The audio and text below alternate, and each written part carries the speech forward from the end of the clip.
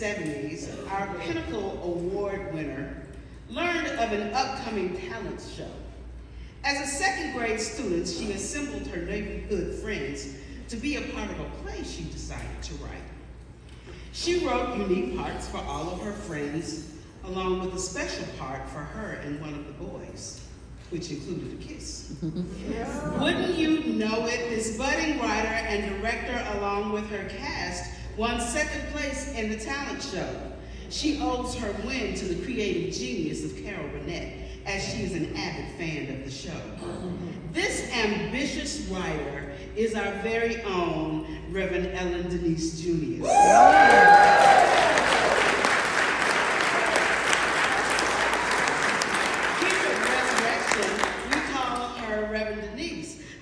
Many others know her as Ellen. A native Houstonian, she is a product of Houston HISD, graduating from Madison High School. Throughout her years in school, she participated in basketball, volleyball, and track teams, reaching regional and state tournaments. She also played on a semi-pro softball team, traveling throughout the United States. Her experience on this softball team was one of those pivotal moments of her life where, as an adolescent, she encountered the sting of the social construct of race. Consider how occurrences such as these call for resilience. After high school, she received a Bachelor of Science in Business Administration from the University of Houston, downtown. She received her Master of Science in Management, Computing, and Systems from Houston Baptist University. With a professional enthusiasm for business and technology, Reverend Denise entered the corporate world working in the Memorial Hermann healthcare system. Before making the career change from corporate America to education, she was the Vice President of Infrastructure, Technology Manager, and Service Delivery Manager at J.P. Morgan Chase. Currently, she is the Department Chair and Professor of Business in the Lone Star College system. Let's revisit that second grade student who gathered those neighborhood children together. Even then, she wanted to be a teacher, a motivator. It was important to her to teach others what she knew. She encouraged them to be part of the talent show. Now that took some resilience and some motivation on her part. In 2007, Reverend Denise published her book, Unleash the Power of Personal Advantage.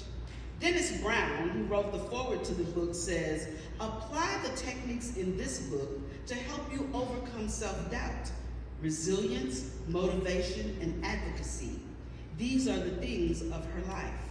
Throughout her life, Reverend Denise has shown resilience by advocating for herself and others. For her, advocacy looks like supporting individuals through times of challenge. Advocacy looks like self-improvement, self-empowerment, liking and loving yourself along with those who are difficult to love.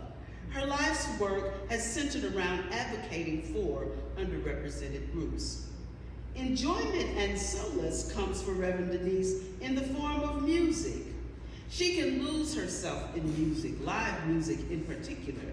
It is known that at many of her milestone events, live music sets the tone with local musicians such as Jawad and Dean James. She is the founder of the Imani Vita Community Drum Circle, of which the group that performed earlier, Joy of Djembe, is an outgrowth. To fulfill a lifelong dream, in 2008, Reverend Denise began taking piano lessons, but she paused her dream to allow Skylar, who you will meet later, to take her voice lessons. It was in her grandmother's home that she heard Shirley Caesar sing songs of love for the family despite the circumstances. In other words, everyone needs an advocate. In Caesar's song, No Charge, Shirley Caesar says, when you add it all up, the cost of my love is no charge. At 15, while attending a Church of Christ camp, she felt the overwhelming presence of Jesus. The lyrics in the songs touched her heart.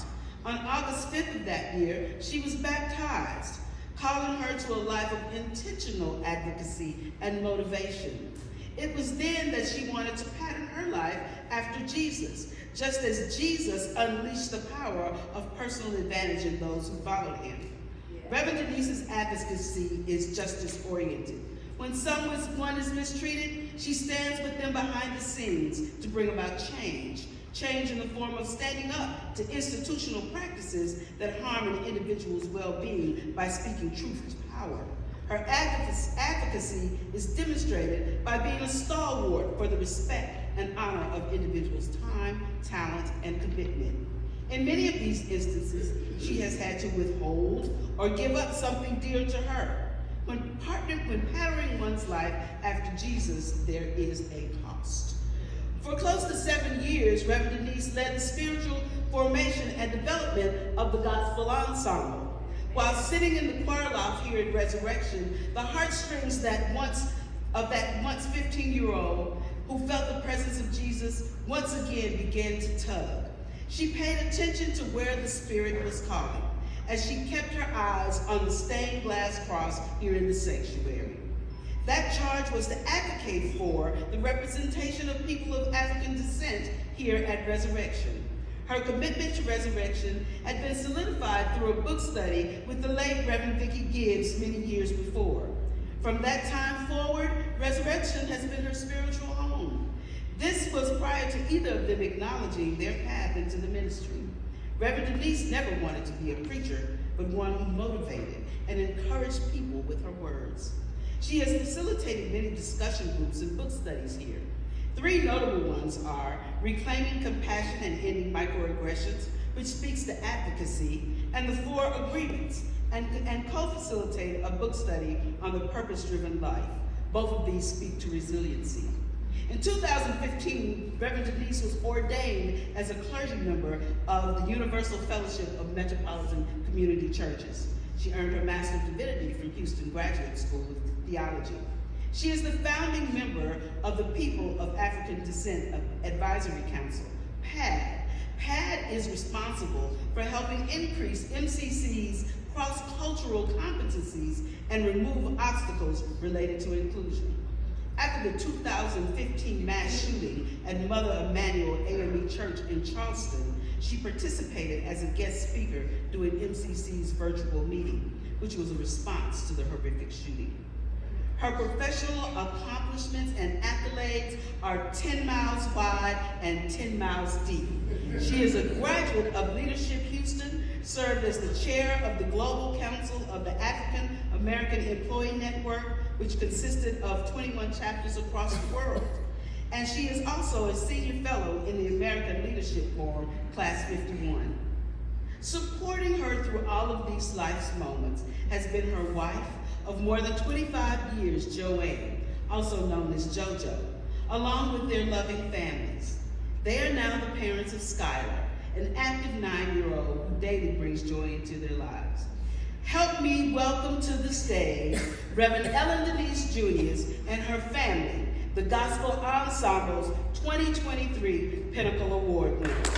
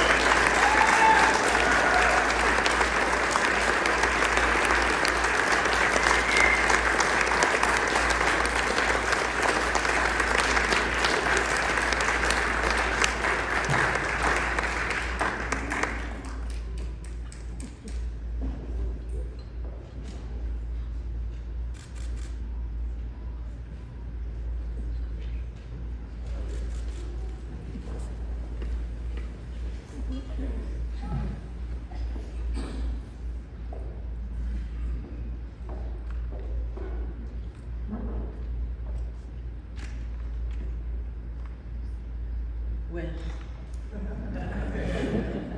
I'm truly humbled,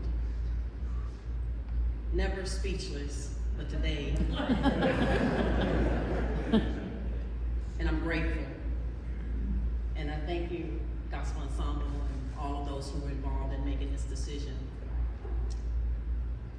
As I reflect on my life and where my inspiration comes, my word is humility. And I'm just glad that God chose me to do what I do.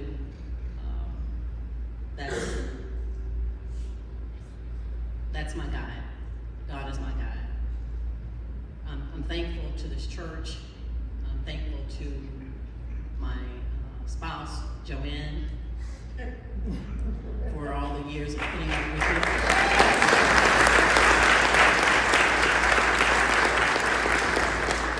We celebrate 26 years this coming August. All right.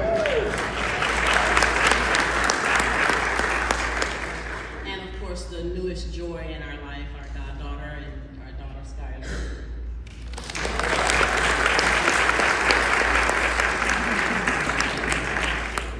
Here, Jane Williams, and my sister.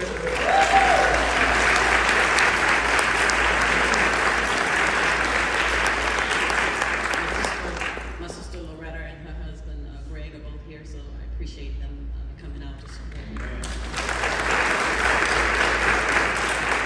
And there's so many people who have influenced me, inspired me, and been part of the journey with me. And I just want to name a few people because it's just too many to name. But in terms of the Metropolitan Community Church, the Reverend Elder Darlene Garner has been, the person behind just supporting me and teaching me and mentoring me and helping me to love people even when it's difficult to love people. And also Reverend Carolyn Mobley. I spoke with her back in the 90s, and she told me, Denise, if you're ever gonna be a pastor or a preacher, you gotta go get your master's divinity degree. Don't try to do it without it. You will hurt people. Get your education. So that she was so much an inspiration for me, and so many others. My brother, Reverend William Knight, who stands by me through it all.